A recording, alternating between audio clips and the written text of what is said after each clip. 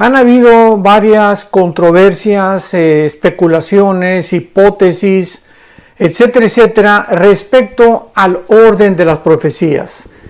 Y es la razón por la cual dentro del cristianismo escuchamos palabras como pretribulacionismo, posttribulacionismo, amilianismo, postmilianismo, etcétera, etcétera.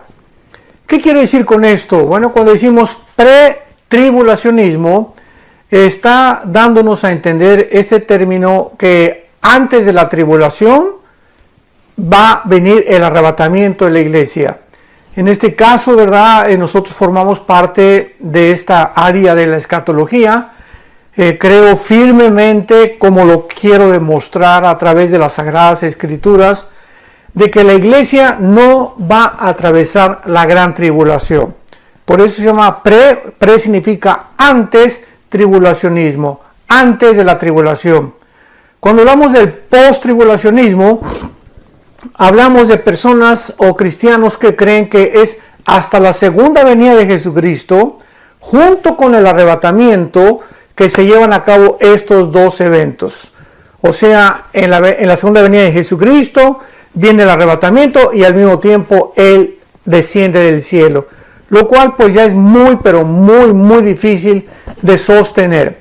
Y luego tenemos el amilianismo, cristianos que creen que ya todas las profecías se cumplieron, que todo sucedió en el año 70 después de Cristo, que las profecías del Apocalipsis también ya se ha cumplido, que la semana 70 de Daniel ya se ha cumplido. Y entonces vemos estas diferentes posturas o perspectivas que existen, y esto es debido a que estamos ni más ni menos analizando, profundizando, escudriñando, penetrando en la mente de Dios. La Biblia es la mente de Dios revelada, y claro que no creo que haya ni siquiera un 5 o un 10% que podamos encontrar de la mente de Dios, dada nuestra finitud y nuestra limitación intelectual y también de comprensión. El apóstol Pablo escribió que todavía estamos mirando a través de como un espejo. Cuando éramos niños, 1 Corintios 13 dice Pablo, hablábamos como niños, pensábamos como niños. Cuando vamos creciendo, vamos desarrollando nuestra capacidad de comprensión. Y cuando ya llegamos a la edad adulta, pues ya tenemos un poquito más de madurez para poder percibir las cosas que nos rodean, entender cosas que no entendíamos ni en la infancia ni en la juventud. Y es exactamente igual con la vida cristiana. La vida cristiana tiene etapas, o sea, un recién convertido no puede entender el libro Apocalipsis, ni Ezequiel, ni Daniel. Tiene que comenzar con la leche, igual que un recién nacido. Un bebé recién nacido no le puedes dar jamón, no le puedes dar una chuleta de puerco, ¿verdad? Porque se empacharía, se atragantaría, pero cuando va creciendo, después de un año de la leche de la mamá, ya brinca alimentos un poquito sólidos, que el gerbercito, que el jamoncito picado, y así el bebé, la naturaleza humana se va adaptando al alimento de acuerdo al crecimiento. Es exactamente igual en la vida espiritual. Dice el apóstol Pedro que crezcamos y deseemos la leche espiritual, que es la Biblia, como niños recién nacidos, para que crezcamos para salvación. Muy bien. Ahora, con este preámbulo puedo yo comenzar a entender claramente por qué hay estas diferentes posturas dentro del cristianismo, y no nos queda más que escudriñar las Escrituras, buscar cuál postura tiene más peso teológico, simplemente, ¿verdad? Y tratar de poder llegar a una solución. ¿Por qué creo esto? Porque no puede haber dos verdades. No puede haber tres verdades, o sea, algo tiene que ser, o una postura tiene que ser la real. Yo recuerdo cuando inicié mi vida cristiana, me eduqué con misioneros bautistas y me enseñaron bastante de la doctrina bautista, estoy muy agradecido. Después estuve con hermanos pentecostales, los hermanos bautistas, vivíamos en Acapulco, se fueron y comencé yo a recibir la doctrina pentecostal. que todos desde luego somos hermanos en Cristo, ¿no? Pero la postura pentecostal tiene su perspectiva del bautismo del Espíritu Santo, de los dones espirituales, y después de los bautistas y los pentecostales, yo veo detrás de todo esto la mano de Dios. Para que yo pudiera ver el panorama de la mayor parte de las denominaciones, posturas de hermanos, y poder darme cuenta que yo tenía que llegar a un momento en el que tenía que decidir con cuál doctrina me iba a quedar, qué doctrina iba a enseñar, pero con convicción. Porque cuando predicamos la palabra, tiene que ser predicada con autoridad y con convicción. Y pues, en tercer lugar, estuve con los presbiterianos. Estudié la famosa teología de la Reforma, el calvinismo, el hipercalvinismo, la doctrina de la predestinación, de la depravación humana, la expiación limitada, bueno, todo lo que enseña la famosa doctrina o teología de la Reforma. Y finalmente, pues yo tenía que encontrar un equilibrio. Fue lo que yo le pedí al Espíritu Santo, dame un equilibrio, Señor, ¿verdad? Porque todos mis hermanos tienen diferentes perspectivas, y esto es bueno porque así dependemos unos de otros, o sea, no nos vamos a tachar de herejes, ni mucho menos, simplemente son enfoques diferentes por causa de falta de muchas piezas del rompecabezas en la Biblia que no hemos encontrado, y otras veces por falta de estudio profundo de la palabra de Dios. Así que pues yo anhelo, ¿verdad?, que todos ustedes que nos escuchan y que ven estos videos y están aprendiendo de la Biblia, tú juzgues por ti mismo, después de analizar las evidencias que podamos presentar, realmente cómo pueden tener cabida dentro de tu alma, dentro de tu entendimiento, para que puedas trazar bien la palabra de verdad. Vamos a ver la primera y la segunda carta a los tesalonicenses, principalmente para examinar lo que el título de esta serie le he llamado el poder que detiene al anticristo. O sea, vamos a descubrir en estas dos cartas que el apóstol Pablo fue usado por Dios para una gran conversión de un gran número de residentes en la ciudad griega de Tesalónica.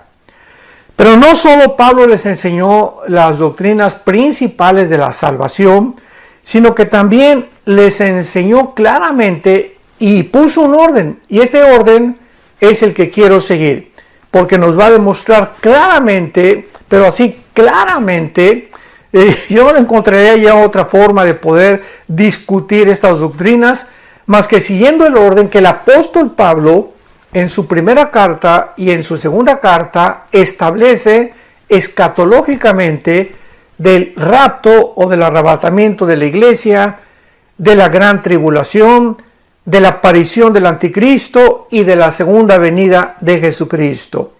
Entonces es importante ver esta cronología porque nos lleva a una conclusión que es a la que particularmente yo he llegado y a la que pienso que muchos de ustedes también honestamente van a llegar. Entonces el apóstol Pablo no solamente les enseñó las doctrinas a estos cristianos de la ciudad de Tesalónica, repito, era una ciudad griega, sino que también les enseñó el rapto, la aparición del anticristo, la gran tribulación y la segunda venida de Jesucristo. Pablo tuvo que salir de Tesalónica por la gran persecución que esta iglesia experimentó. Y más tarde les escribe, cuando ya se va a estas dos cartas, explicándoles claramente los dos aspectos de estos dos gran eventos. Repito, en estas dos cartas, Pablo tenía, guiado por el Espíritu Santo, que enseñarles los dos principales aspectos de estos dos eventos, del arrebatamiento de la iglesia y de la aparición del anticristo o la gran tribulación. Primero les menciona lo que se conoce como la manifestación gloriosa y la aparición maravillosa de Jesucristo nuestro Señor, cuando viene por nosotros, cuando viene Jesucristo en el aire y nos saca del mundo.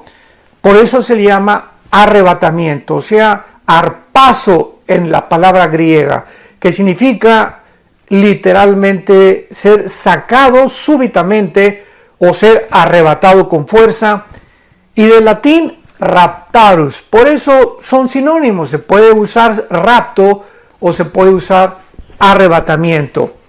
Y esto es no solamente una experiencia que tal vez seamos nosotros, esta generación que estamos viviendo, los que no vamos a experimentar lo que significa morir. O sea, esta doctrina del rapto, como lo vamos a ver, era un misterio. En el Antiguo Testamento no está. En los evangelios no la encontramos tampoco. Fue algo que Dios apartó de una forma soberana para enseñársela a un solo hombre. No se le enseñó a Juan, ni a Santiago, ni a Mateo, ni a Marcos, ni a Pedro, se le enseñó al apóstol Pablo. Esto nos muestra que Dios es soberano en cuanto a muchos secretos que Él tiene. Y Él puede enseñarle a Isaías cosas que no le enseñó a Malaquías, cosas que no le enseñó a Zacarías, cosas que no le enseñó a Sofonías, a todos los profetas menores y a los mayores del Antiguo Testamento, pero que cuando ponemos a todos estos profetas y todas estas revelaciones que Dios le dio tanto en el Antiguo Testamento como en el Nuevo Testamento a diferentes hombres, nos damos cuenta la consistencia de la verdad.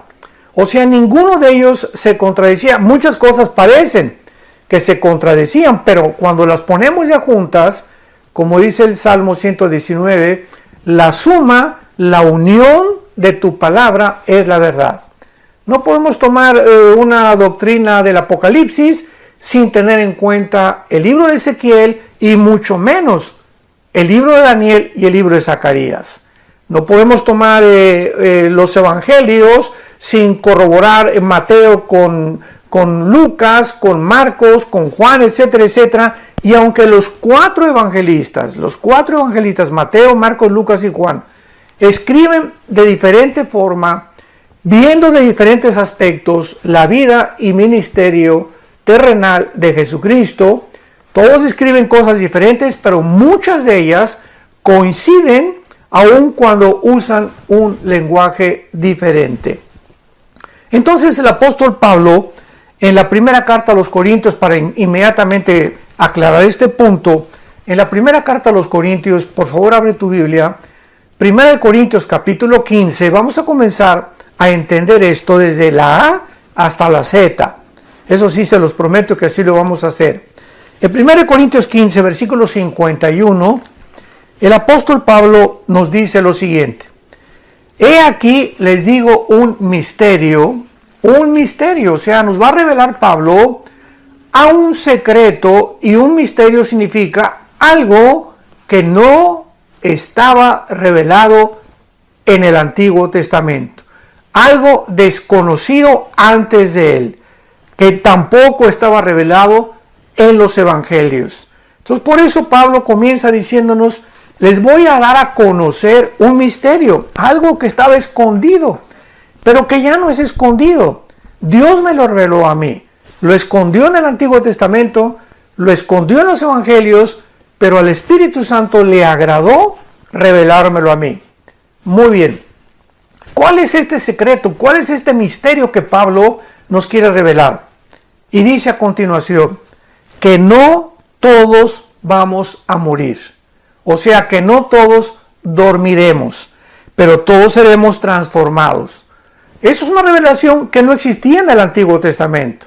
En el Antiguo Testamento, Isaías, muchos profetas hablaron de la resurrección de los muertos, pero nadie sabía que iba a haber una generación, en este caso en el cuerpo de Cristo, que somos la iglesia, los cristianos, que no íbamos a morir. ¡Qué tremenda revelación! ¡Qué tremenda y maravillosa esperanza! Que va a haber un grupo de cristianos que no vamos a saber qué es morir. Me incluyo porque le pido a Dios que podamos tener ese privilegio, esta generación que estamos viviendo, que no seamos nosotros la generación de la cual está hablando Pablo, que de repente vamos a desaparecer y estaremos en un cerrar de ojos, en el aire, en la presencia del Hijo de Dios, de Jesucristo. Entonces dice Pablo, no todos vamos a dormir, pero todos seremos transformados. La palabra dormir no significa una existencia inconsciente. Esto es muy importante. La palabra dormir se refiere al cuerpo físico siempre en la Biblia. Dormir es el cuerpo, pero la Biblia nos habla claramente, sin ningún lugar a dudas, que en el momento de la muerte, como en Génesis 35, etcétera, etcétera, sale de nuestro cuerpo el alma y el espíritu. En el momento de la muerte, tu alma y tu espíritu, mi alma y mi espíritu, sale inmediatamente del cuerpo y nos vamos, ¿verdad?, a la presencia de Dios, o los que no son cristianos, su alma y su espíritu salen para bajar al Sheol, que en el Nuevo Testamento se tradujo Hades, que es una transliteración del hebreo al griego. La palabra Sheol en el Antiguo Testamento se usó para el lugar, no de la tumba, porque claramente nos muestra el Antiguo Testamento que en el Sheol las gentes estaban conscientes, tenían una existencia consciente. Muere Abraham y le dice Dios, serás reunido con tus padres, serás reunido con tus parientes, o sea, dándonos a entender el Espíritu Santo que al morir había un lugar donde todos los muertos justos, ¿verdad?, iban al mismo lugar y estaban reunidos juntos, esperando desde luego la muerte de Cristo en la cruz, porque ya cuando muere Cristo en la cruz, Él baja y saca a todos del Hades, de los que se encontraban en el lado del paraíso o del seno de Abraham. De esto ya he hablado en otras conferencias. Y ahora desde Cristo a nuestros días, de Cristo a nuestros días, todos los cristianos que han muerto desde Pentecostés hasta nuestros días del año 2021 en que nos encontramos, ahorita estamos en el mes de abril, a finales del mes de abril, estoy compartiendo esta conferencia. Todos los cristianos, en el momento de la muerte, salimos inmediatamente de nuestro cuerpo y nos vamos con el Señor, inmediatamente. Pero, si tú no has muerto o yo no he muerto y el rapto viene tal vez acabando esta conferencia o mañana, un mes, no sabemos, un año, 2 años, no sabemos. Si somos nosotros los que vamos a participar de esta maravillosa experiencia, de repente vamos a ser transformados. Vas a estar comiendo en un restaurante o manejando, un piloto en un avión, un chofer en un camión, un médico tal vez operando, o a lo mejor yo predicando, ¿verdad? No sabemos, pero si viene el arrebatamiento y viene el rapto de la iglesia, de repente vamos a desaparecer millones de personas, nuestra ropa se va a quedar ahí tirada y vamos en instantes, en milésimas de segundo, nuestro cuerpo corruptible, porque así nuestro cuerpo como lo tenemos no puede ser transportado al cielo, porque es un cuerpo que no puede heredar, la carne y la sangre no puede heredar lo invisible, lo incorruptible. Un cuerpo imperfecto no puede estar en un lugar perfecto. Entonces es lógico que nuestro cuerpo tiene que ser cambiado en milésimas de segundo para estar, repito, en la presencia de Jesús. Jesús vendrá en el aire y no va a tocar los pies en la tierra. Esta es la gran diferencia. Después ya hablaré de todo eso. En el rapto viene Jesús en el aire, nos saca del mundo, la iglesia sale del mundo, comienzan los 7 años de la tribulación y en la segunda venida Cristo desciende y toca el monte de los olivos. Zacarías capítulo 14, versículos 2 y 3. En la segunda venida Él toca los pies en el monte de los olivos y en la segunda venida Él viene con nosotros. Dice Apocalipsis 19, en un caballo blanco y los ejércitos le seguían y todos nosotros venimos junto con Él a establecer su reino milenial o el reino mesiánico prometido a los profetas y al rey David en particular. Muy bien, continuamos en 1 Corintios 15 quiero ir despacio, como lo puedes notar, que tenemos que ir despacio en el escudriñamiento y en la exposición de la palabra de Dios. Les digo un misterio, no todos vamos a dormir o a morir, pero todos seremos transformados.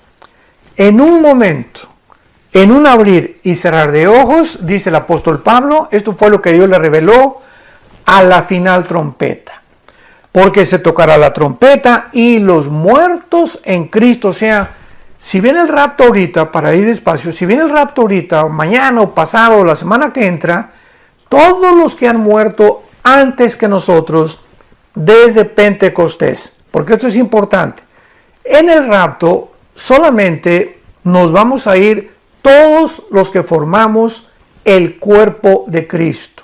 La Biblia le llama los que estamos en Cristo, porque cuando en Pentecostés vino el Espíritu Santo, el Espíritu Santo hizo algo que no había hecho jamás en la historia.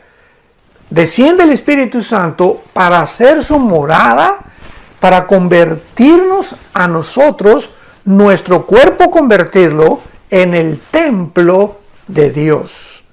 Dice 1 Corintios 6, 19 y 20, que no sabéis que vuestro cuerpo, mi cuerpo, tu cuerpo es el templo donde Dios está viviendo. Esto es maravilloso. Somos el templo del Espíritu Santo. Entonces el Espíritu Santo en el momento en Pentecostés entró a hacer su morada.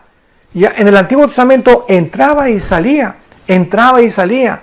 Entraba sobre Sansón y Sansón tenía unas fuerzas sobrenaturales, pero se iba. Entraba sobre David y David tocaba el arpa y comenzaba a escribir como el Salmo 22, que 1000 años antes de Cristo contiene la crucifixión escrita por David, guiado por el Espíritu Santo, inspirado por el Espíritu Santo, pero se iba el Espíritu Santo y así venía sobre las personas, pero se iba. Pero desde Pentecostés, que fueron 50 días después, porque la palabra Pentecostés significa 50 en el griego.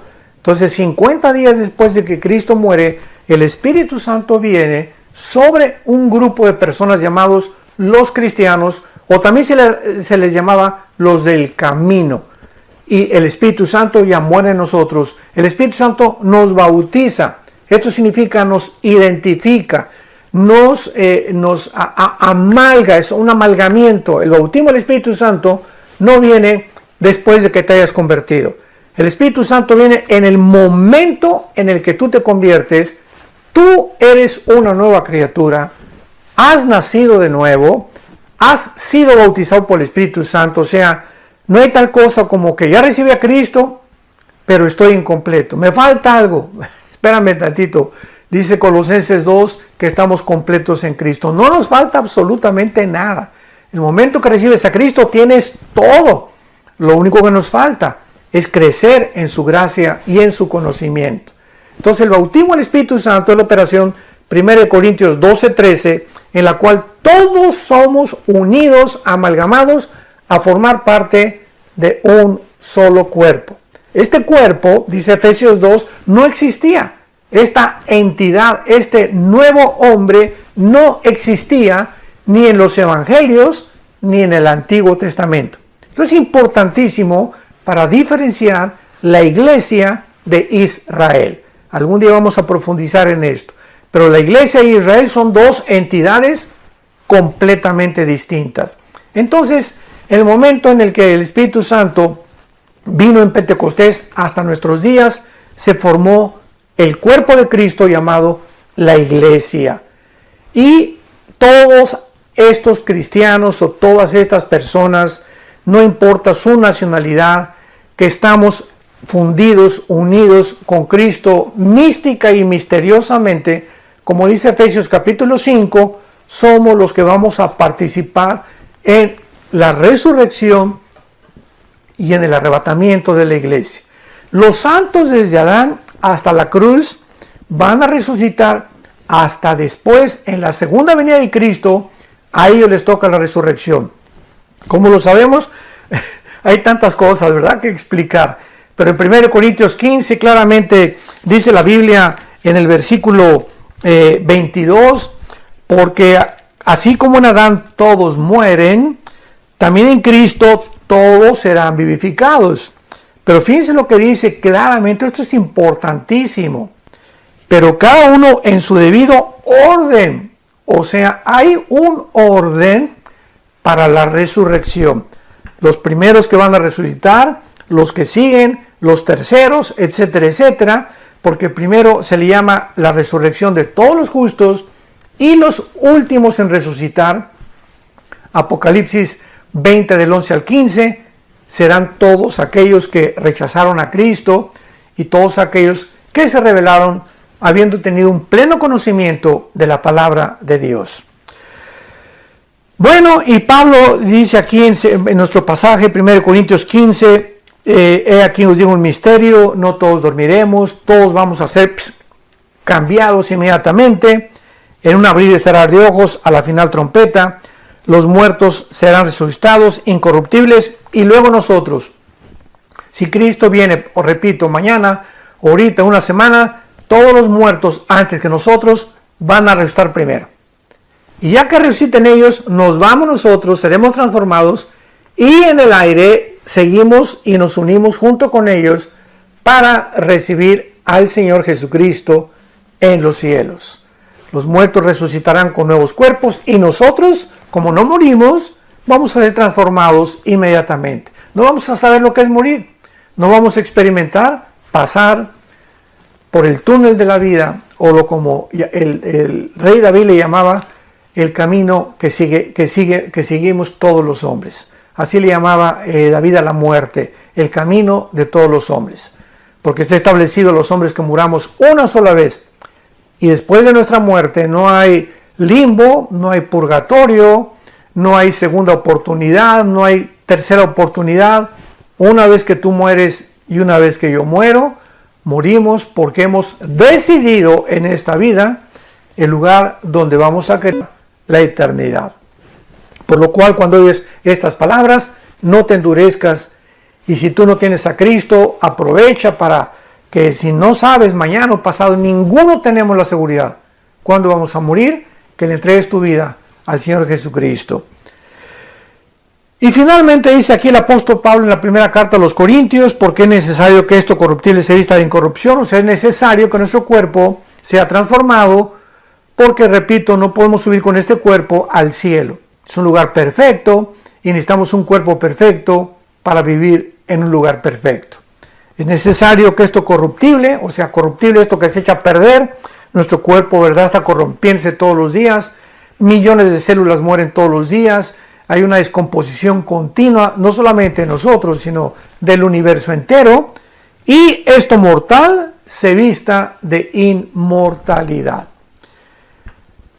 Bueno, entonces el apóstol Pablo claramente explica, ¿verdad?, aquí en su primera carta a los Corintios, capítulo 15, lo que es el arrebatamiento de la iglesia, cuál es el fenómeno que va a suceder o cómo se va a llevar a cabo esta maravillosa experiencia que vamos nosotros a experimentar.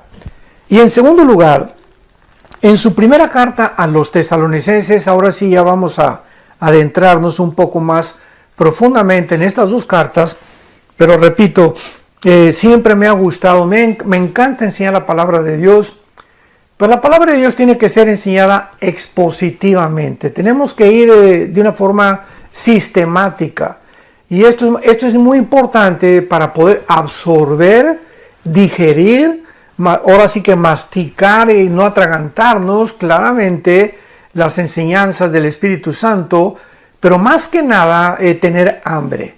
Si tú me escuchas y eres un cristiano que tienes hambre, que te apasiona oír, que quieres saber, etcétera, etcétera, y además que algún día te puede Dios llamar para que tú también enseñes esto a tus hijos, a tus padres, a tu novia, a tu novio, no sé, Dios te va a iluminar, porque necesitamos tener esa pasión de no solamente comer la palabra y enriquecer nuestro entendimiento y nuestro conocimiento de Dios, sino que Dios nos da para que nosotros demos. Nunca Dios nos da nada para que lo guardemos para nosotros.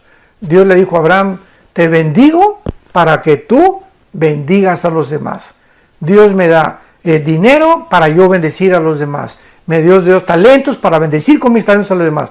Me da el don de la música, yo no lo tengo desde luego, para que tú con la música bendigas y sirvas a Dios. No hay nada. Dios te da casas, Dios te da propiedades, Dios te da todo para que no necesariamente que tengas que vender todo, pero simplemente, ¿verdad?, para que entiendas que somos administradores de la gracia de Dios. Como dice 1 Corintios capítulo 4 el apóstol Pablo. Somos administradores, nada más. Nada de lo que tenemos, nada, cero de lo que tenemos es nuestro. Todo lo hemos recibido por gracia. Muy bien. Ahora en la primera carta a los Tesalonicenses capítulo 4, versículo 13 en adelante, el apóstol Pablo ya con mucho más detalle ya explica más o menos el mecanismo de lo que es el arrebatamiento de la iglesia y demostrando claramente en el próximo capítulo, el capítulo 5 de su primera carta, la diferencia entre el arrebatamiento y el día del Señor. O sea, los 7 años de la tribulación que se definen con la palabra o con el término el día del Señor. Y 4 veces en el Nuevo Testamento se menciona esta frase, el día del Señor, y las 4 veces se refiere a los 7 años de la tribulación, al tiempo de la ira o al día de Jehová del Antiguo Testamento. Y Pablo dice así, Primera de Tesalonicenses capítulo 4, dice, por lo cual decimos esto en palabra del Señor. Es Cristo el que le enseñó esto al apóstol Pablo. Como lo vimos ya, fue una revelación dada a él. Por eso dice, en palabra del Señor. No son palabras mías, son palabras del Señor, dice Pablo. Que nosotros, que vivimos, que habremos quedado hasta la venida del Señor, no precederemos a los que durmieron. Porque el Señor mismo con voz de mando, con voz de arcángel y con trompetas de Dios, descenderá del cielo. Cristo descenderá físicamente del cielo.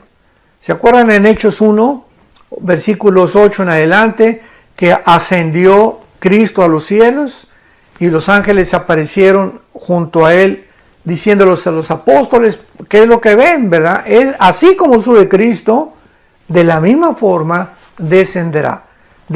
Imaginémonos esto, en el arrebatamiento va a descender del cielo, se va a detener a la mitad del cielo porque nadie lo va a ver más que nosotros, los que seamos arrebatados, y él, así como resucitó con su cuerpo glorificado, nos uniremos con él en el cielo para irnos con él en el cielo, y mientras pasan los 7 años de la tribulación aquí en el mundo, estaremos en el cielo en lo que se llama el tribunal de Cristo. Romanos 14:10, 1 Corintios 3 del 10 en adelante, que será el bema en el griego, o tribunal, bema en griego, que significa que seremos los cristianos juzgados. A ver, con cuidado. Los cristianos, cuando muramos, vamos a ser juzgados. No por la salvación, porque la salvación no la podemos perder. Ya nuestra salvación fue conquistada, ganada en la muerte de Cristo. Él nos dio la salvación que tenemos, una salvación que no es nuestra, que nos es imputada por gracia, y que gracias al sacrificio de Cristo tú y yo podemos reunirnos con Él en algún día. Entonces nuestra salvación, ¿verdad?, no tiene que ver ya en el tribunal de Cristo, en el bema, con B grande, bema en el griego de Cristo. Repito, Romanos 14:10, 1 Corintios 3 del 10 en adelante. Entonces ahí en el juicio de Cristo, en el tribunal de Cristo, vamos a ser juzgados por nuestras obras. 2 Corintios 5:10, cada quien Dios le dará lo que hicimos siendo cristianos, porque nuestra vida de ser cristianos fue borrada completamente. No hay nada de antes de ser cristianos que Dios nos va a sacar o a acusar, porque el que está en Cristo, nueva criatura es. 2 Corintios 5:17, somos una nueva creación. El que está en Cristo es una nueva creación. Las cosas viejas pasaron, todas son hechas nuevas. Entonces, en el tribunal de Cristo vamos a ser juzgados por todos los dones y los talentos que Dios te dio. Los talentos que a mí me dio Dios. ¿Qué hicimos con todo lo que Dios nos dio? Las oportunidades que nos dio vergüenza hablar de Cristo ante la familia o ante los amigos o en tu trabajo. Las oportunidades que Dios nos dio para poder ayudar a la obra de Dios, para sostener la obra de Dios. Las oportunidades que Dios nos dio para poder usar nuestros talentos musicales.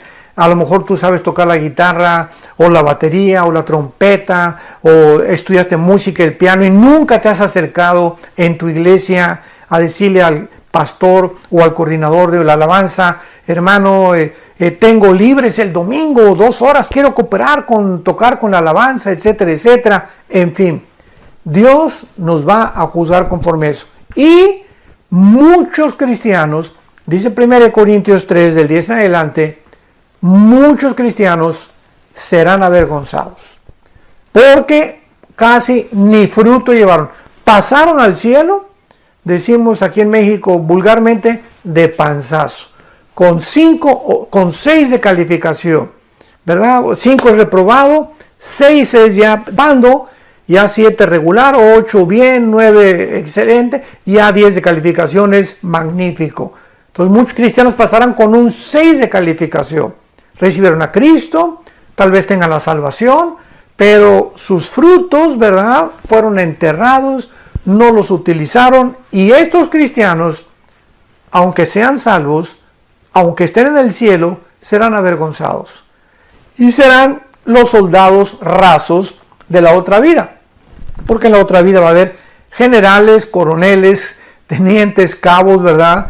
Va a haber cristianos, dice Apocalipsis 20, versículos 2 y 3, y vi tronos y los que fueron dignos de sentarse en ellos. O sea, no todos los cristianos ocuparemos un trono, que significa lugar de autoridad en la otra vida, sobre las otras naciones que habrá en la otra vida y que Dios designará de acuerdo a su soberanía.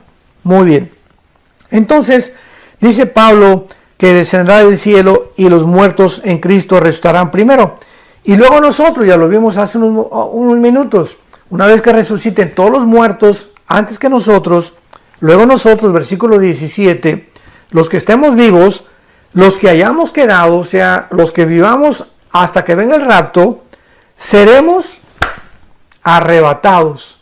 Arpazo, repito, el arpazo, escríbela. Es la palabra arpazo, tal como suena con A de Armando y con Z, arpazo, que significa seremos sacados, arrebatados, fuera del mundo, súbitamente, repentinamente, como lo vimos en Corintios, de una forma imperceptible, un parpadear de ojos, millones de personas desapareceremos de esta tierra.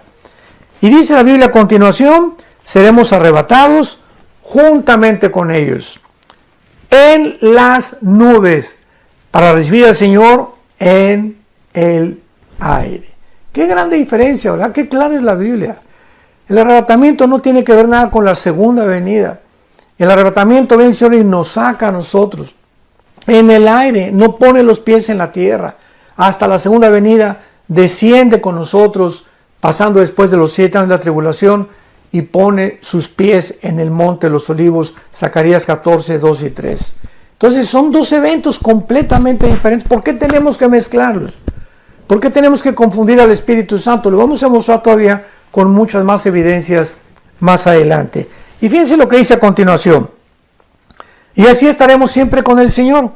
Por lo tanto, dice Pablo, en vista de esta maravillosa revelación, aliéntense, confórtense unos a otros con estas palabras. O sea, los cristianos no estamos esperando al anticristo ni la gran tribulación.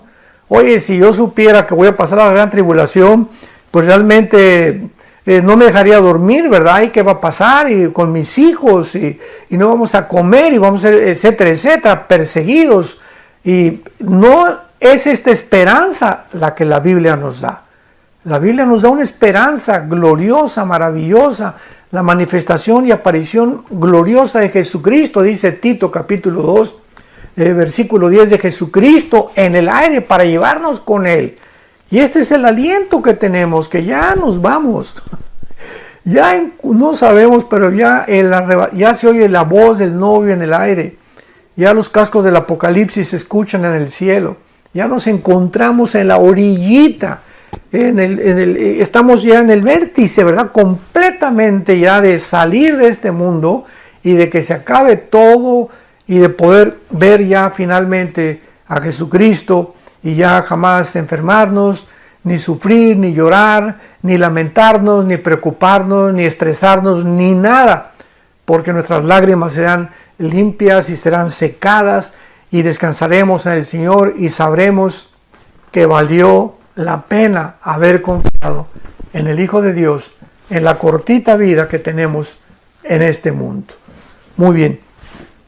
Y para terminar, el capítulo 5 de Tesalonicenses, que podremos ya ver con muchísima más calma en la próxima conferencia.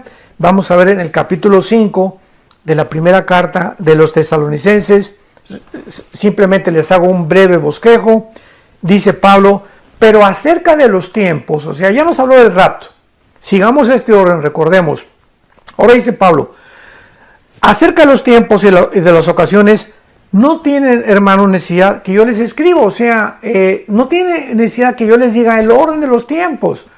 Los tesalonicenses, de alguna manera, ya estaban conscientes de qué forma esto iba a suceder, pero seguían confundidos. Así como nosotros. Tenemos la Biblia aquí delante de nosotros. Las cartas de Pablo, ya está completa la Biblia, y en el mundo cristiano sigue la confusión. ¿Qué si el cristiano va a ir al rapto? Otros hasta se han atrevido a negar que existe el rapto. Otros que vamos a pasar la tribulación, otros que al final de la tribulación, otros que después del milenio, otros que no va a existir el milenio. Es increíble que no hemos cambiado después de 2000 años. La misma confusión que tenían la iglesia de Tesalónica y los corintios la tenemos nosotros en el siglo XXI, y todo esto porque no escudriñamos las escrituras como debe ser. Es todo, porque Dios no nos ha dado un espíritu de confusión. Dios no es un Dios de confusión, le dijo a los corintios. Dios es un Dios de orden. En todo hay un orden en lo que hace Dios, y cuando nos adentramos en este orden, podemos entender, poniendo en orden la A, la B, la C, la D, etcétera, etcétera, en el archivero, entonces tenemos una clara comprensión. Pero si yo tengo un archivero donde la B está en la A y la A está en la C, pues entonces no puedo encontrar rápidamente las cosas que busco, porque hay un desorden en mi archivero mental. Entonces Dios quiere que podamos ya poner en orden nuestra mente, y es necesario, repito, es necesario escudriñar las escrituras diligentemente, perseverantemente en oración. Pedirle a Dios con pasión: Señor, quiero conocer la verdad, quiero seguirte con todo mi corazón, pero no solamente, repito, para conocerte, sino para poder compartir el glorioso evangelio, las buenas noticias que Jesucristo nos vino a traer al mundo, que tú estabas, Señor, en Él, reconciliándonos en la cruz, perdonándonos nuestros pecados, no tomando en cuenta todas las maldades que hicimos antes de ser cristianos, sino para que nos dieras la vida eterna. Que Dios te bendiga, y yo ya no aguanto en compartirles la segunda parte de este estudio, el poder que detiene al anticristo. Que Dios te bendiga y recibe a Cristo hoy que tienes vida, hoy que tienes salud, hoy que tu mente está clara y fresca. No pierdas más el tiempo. Invítalo a tu corazón.